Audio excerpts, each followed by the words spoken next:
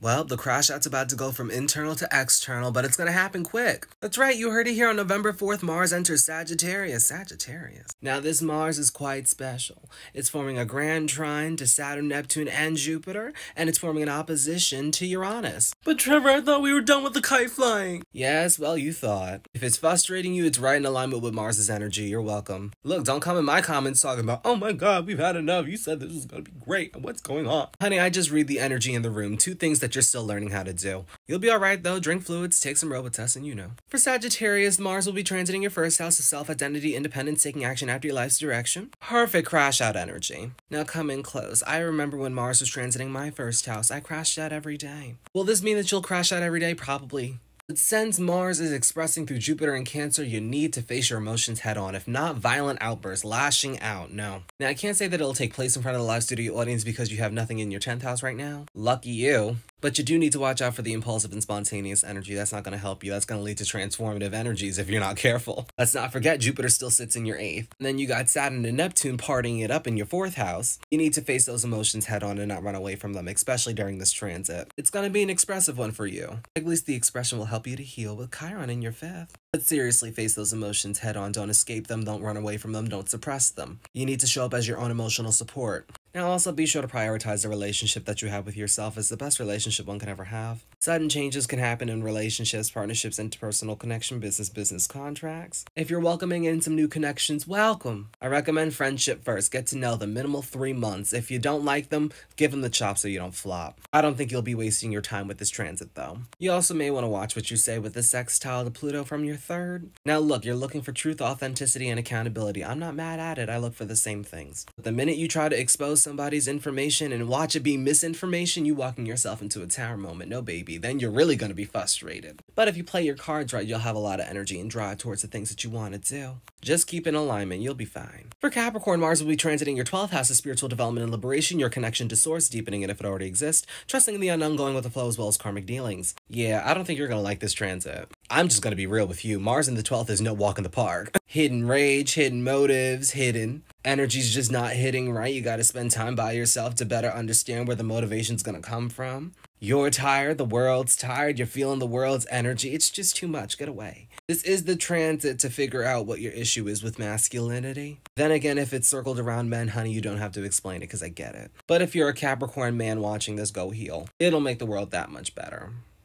Now, if you're unaware of being impulsive and spontaneous, now's the time to become aware of it. Because if not, you're just inviting in another person that you don't need to be associating with. They're just going to mirror those unconscious qualities back to you, your choice. Now, what's really important is what you're thinking about other people in your life. You got Saturn and Neptune in your 3rd house. Watch out for self-deception. Watch out for people deceiving you. Don't deceive other people. Honey, that's just going to be a karmic lesson you don't want to walk yourself into. But the close connections in your life are supporting you. You got Jupiter trining from your 7th house. Good for you. You'll feel somewhat positive, maybe. But if you need to crash out, at least it'll be in private. I can't promise you that people won't see that, though. Now, Uranus is opposing from your 6th house. You do need to prioritize your day-to-day. At least implementing spirituality within your day-to-day will actually help to balance out that energy. But sudden changes can happen within your personal development journey, so be sure that you're being of service to yourself, filling up your own cup, right?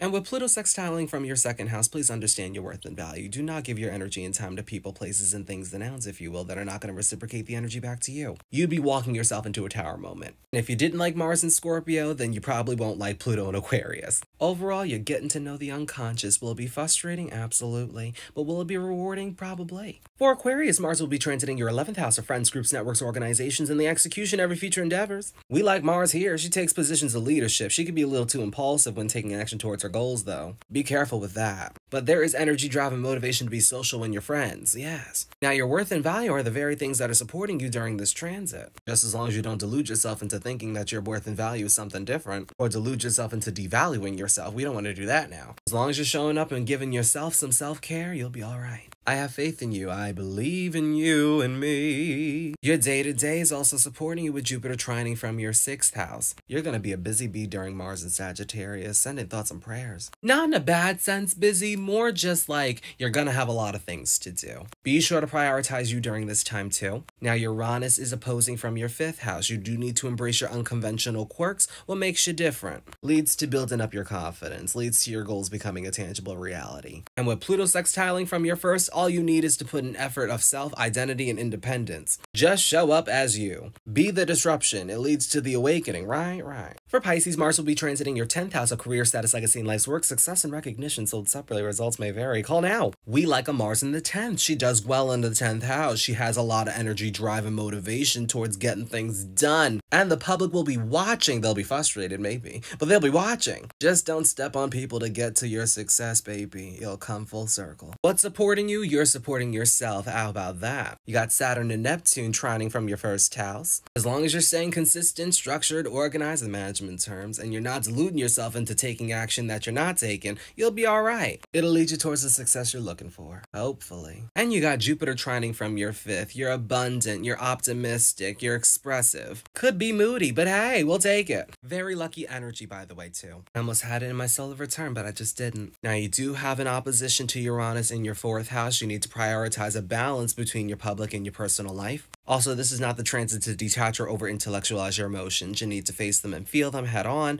Then if you want to apply logic after, be my guest. Now, Pluto is sextile from your 12th house. You just need to spend some time by yourself to better understand your unconscious qualities. Let go of revenge, vengeance, trying to get your lick back. That will not pan out pretty for you. If you try to get revenge, honey, Mars is in your 10th house. You will get your karma in front of the live studio audience at Nickelodeon Studios at Universal Studios, Florida. It's giving public crash out. And honey, when you crash out, people just don't see it from your side most of the time until like years later. So come correct or don't come at all. Leave the revenge at home and you'll be all right. You just drink your soup. For all the signs, be sure to pay attention to any personal placements as well as aspects being made. Other signs are in the other videos.